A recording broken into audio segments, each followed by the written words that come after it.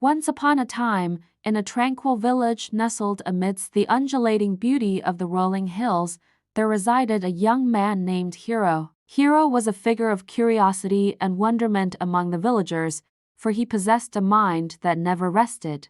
Always thinking, analyzing, and worrying about the past and the future, his mental landscape was cluttered with ceaseless thoughts, and peace eluded him like a distant dream. One day, a whispered tale reached Hiro's ears. It spoke of a renowned Zen master dwelling atop a distant mountain, a sage rumored to hold the key to unlocking inner peace and tranquility. This notion intrigued Hiro deeply, and he resolved to embark on a journey to seek the wisdom of this Zen master. After days of arduous travel, navigating rugged terrain and climbing treacherous paths, Hiro finally ascended to the mountain's summit. There, he discovered the Zen master, seated in serene meditation, his eyes gently closed. Approaching the master with utmost respect, Hiro bowed and humbly spoke, "Master, I have journeyed here seeking your guidance. My mind is in perpetual turmoil, and I long for inner peace. Can you teach me the art of emptying my cluttered mind?"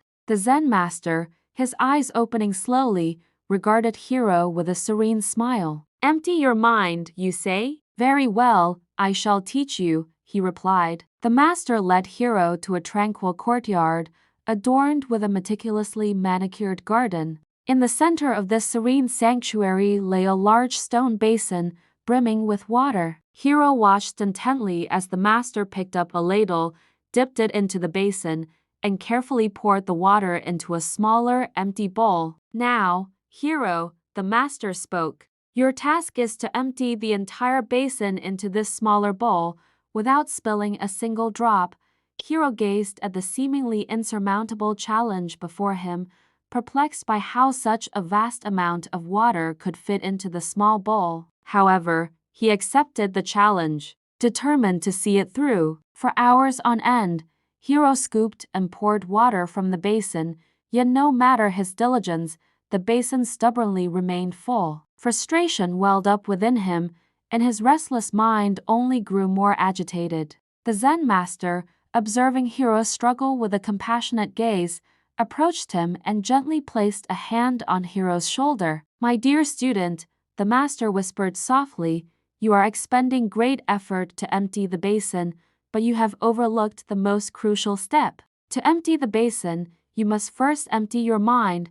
Hiro looked upon the master, his eyes filled with confusion. "Master, how do I empty my mind?" he inquired earnestly. The master, his warmth undiminished, smiled kindly. "Let go of your worries, your fears, and your attachments," he counseled. "Focus solely on the task at hand. Be fully present in this very moment, and the rest will follow." Hiro inhaled deeply, releasing the tension that had gripped him. He ceased his frantic efforts to empty the basin and instead turned his attention to each scoop of water, savoring the sounds and sensations. Gradually, he entered a state of flow, his mind becoming as clear as a pristine pond, and his movements grew effortless. As Hiro embraced this newfound tranquility, something extraordinary unfolded before his very eyes. The basin appeared to respond to his inner calm. With each gentle scoop, water flowed effortlessly into the smaller bowl,